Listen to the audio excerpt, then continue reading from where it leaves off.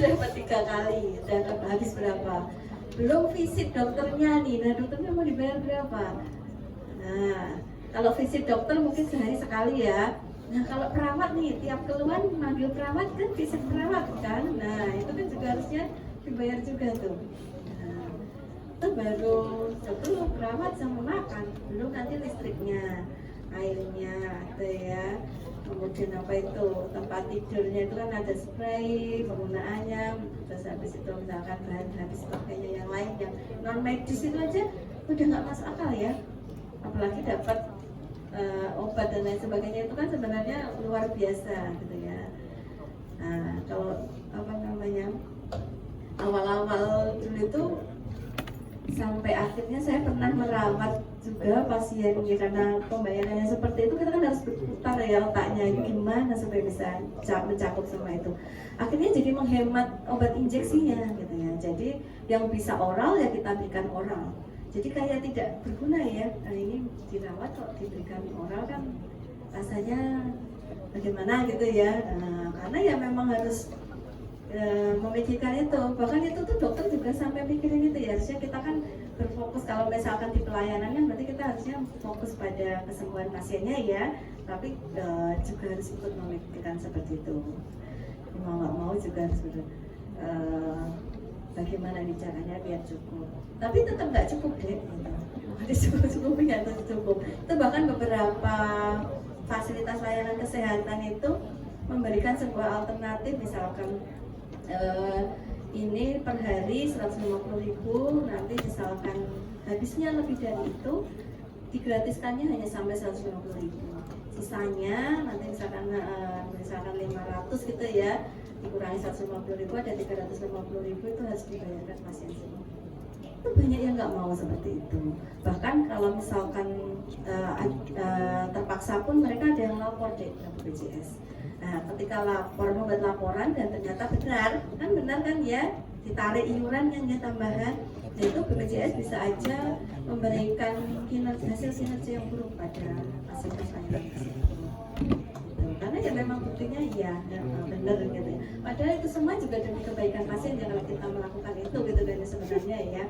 Nah, jadi hati-hati nanti kalau memang ada sharing seperti itu, sharing biaya seperti itu harus dikomunikasikan ke pasiennya apakah setuju atau tidak. Kalau memang setuju ya sudah harus dirujuk aja, karena beberapa persepsi pasien itu masih suka meminta dirawat inap di fasilitas layanan primer karena lebih lebih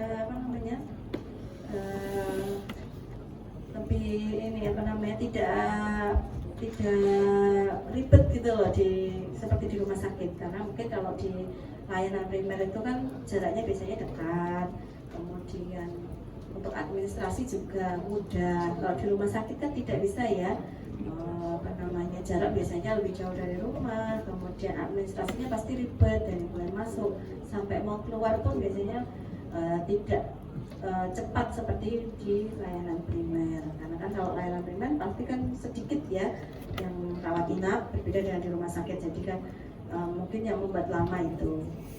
Kemudian untuk pembayaran selanjutnya adalah pembayaran bonus. Nah ini cantik ya kata-kata bonus itu. Kalau biasanya kalau ini kan diberikan setelah melampaui target. Sekarang sudah jarang sekali sih kalau ini pembayaran bonus itu. Bahkan kalau rujukan melampaui target itu bukan bonus yang didapat ya, tapi peringatan yang didapat gitu. Kalau dulu mungkin teman-teman tuh masih banyak dapat pembayaran bonus ini, misalkan apa ya,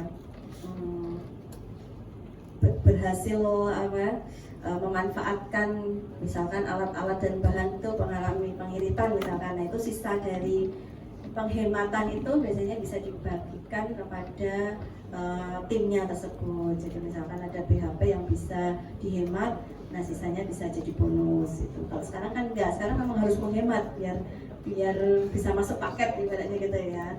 Kemudian mungkin pembayaran bonus yang agak negatif kalau zaman dulu itu misalkan ini juga bisa masuk ke moral hazard ya, dalam meresepkan obat misalkan itu mencapai target, misalkan meresepkan paracetamol dengan merek X gitu, sudah ada perjanjian dengan pabrik obatnya harus berapa 100 resep misalkan. Nah, itu ketika melampaui 100 resep bisa dapat bonus, tapi itu juga sangat berbahaya sekali ya kalau dokter hanya mengejar itu ya.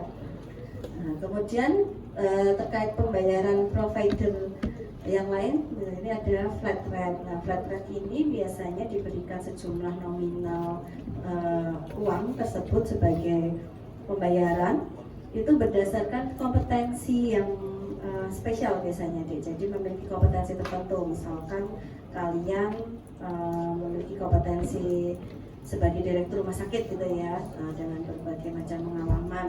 Nah itu ditempatkan misalnya di tempat rumah sakit baru sebagai direktur langsung diberi flat rate untuk gajinya atau pembayarannya. Atau dokter yang memiliki misalkan sebagai konsultan yang satu-satunya nih konsultan apa gitu ya, terus ditempatkan di rumah sakit tersebut dengan biaya flat rate karena kompetensinya memang satu-satunya yang memiliki kompetensi itu. Kemudian untuk selanjutnya ada kapitasi. Nah, untuk kapitasi ini pembayarannya berdasarkan dari jumlah anggota yang ikut di dalam